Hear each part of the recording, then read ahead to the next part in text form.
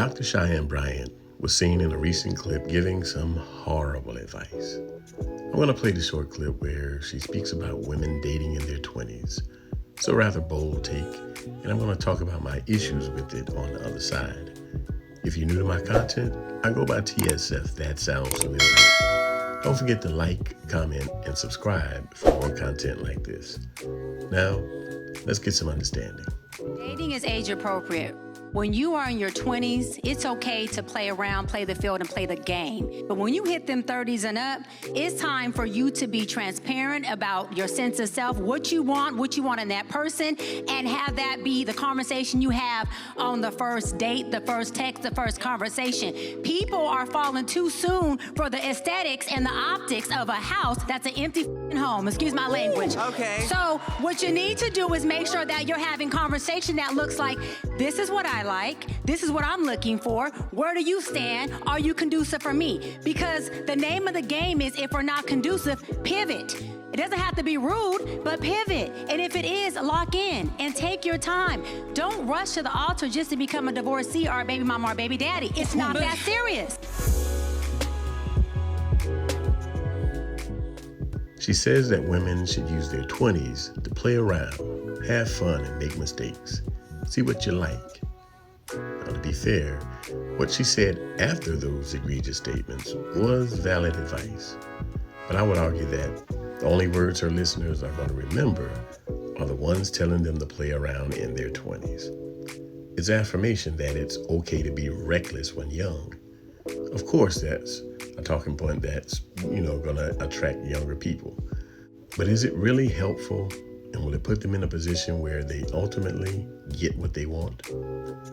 I should note that this rhetoric is not new. I've heard it before from none other than Glorilla. Not exactly a paragon of academic excellence. Don't believe me? Hey, ladies, how are you? I'm gonna call my twin, and I just want to let y'all know, be toxic for the rest of your 20s. You only get one life. Live your toxic 20s. You never get to be 20 years old, 21, 22, 23, 24, none of that ever again in your life.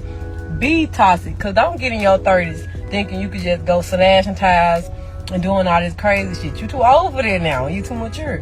Be toxic for the rest of your 20s. And if you delusional, turn this shit up a notch.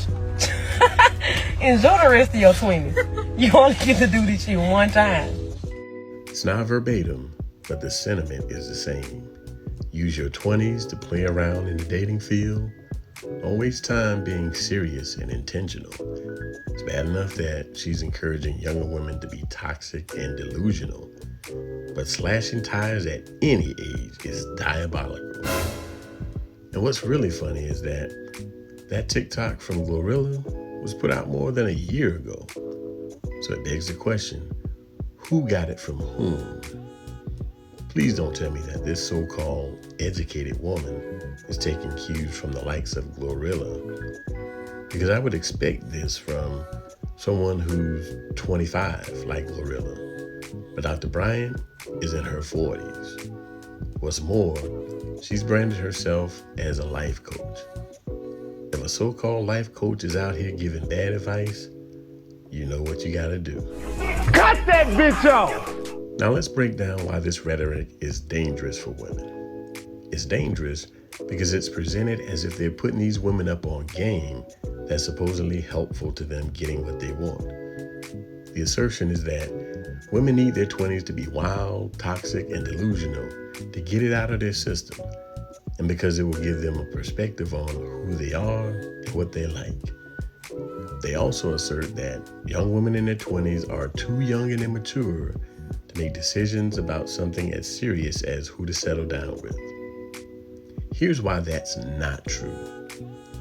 Think about how we ask young people what they want to be when they grow up.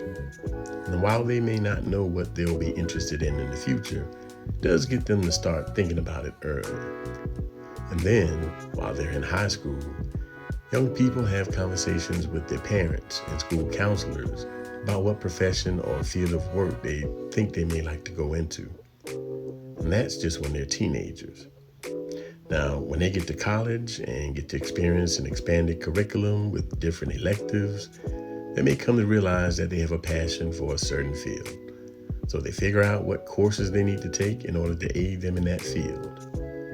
This goes to show that in their early 20s, young people are absolutely capable of making mature decisions with potentially life-defining consequences. Another reason it's dangerous is because they're basically encouraging young women to squander the prime years that they have for marrying. The time when, according to men, they're at their peak beauty, vitality, and fertility. The more time passes, the more those things fade, until eventually, the only thing some of them are holding on to is the fact that they may look younger than their actual years. But make no mistake, time stops for no one, and there are no do-overs. If these women were honest with other women, they'd tell the whole story.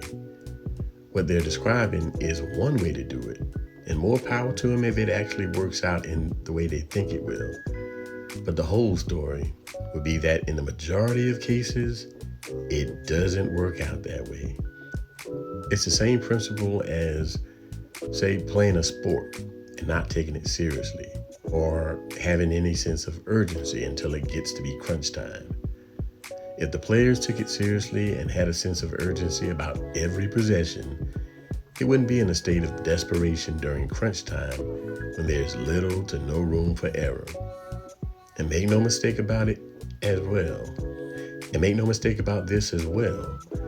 When women are older and have less value in the sexual marketplace, that is indeed crunch time, whether they admit it to themselves or not. And sure, you can always rely on a Hail Mary, but wouldn't it be better to just play the game the right way and put yourself in the best position to win? See, I would have respected Dr. Bryant more if she had advised women not to date in their 20s, but to concentrate on building themselves up. Focus on their career, hobbies, travel, and other interests. But to advise women to navigate the dating field with a laissez-faire attitude is dangerous. Just look at what decades of this advice has yielded women. They've become less and less attractive to the men they say they want. They've gotten further away from traditional values, and they bring less to the table than women in the past. What's more, they're in the dating marketplace with the consequences of this laissez-faire attitude. High body counts, emotional trauma, and relationship anxiety. Children out of wedlock, a masculine frame, and an inability to embody their natural feminine energy. It's no wonder that marriage rates in the West are down astronomically. So as we can see, young people are smarter than what we give them credit. They can make decisions that are life-altering and that can affect their 30s, 40s, and so on. It'd be irresponsible to give them any advice that would move them further away from what they say they want. Now that we got some understanding, I'm about to get up through here on y'all. If you got value from this video, hit the like button. Let me know what you think in the comments. And subscribe to the channel for more content like this. Until next time.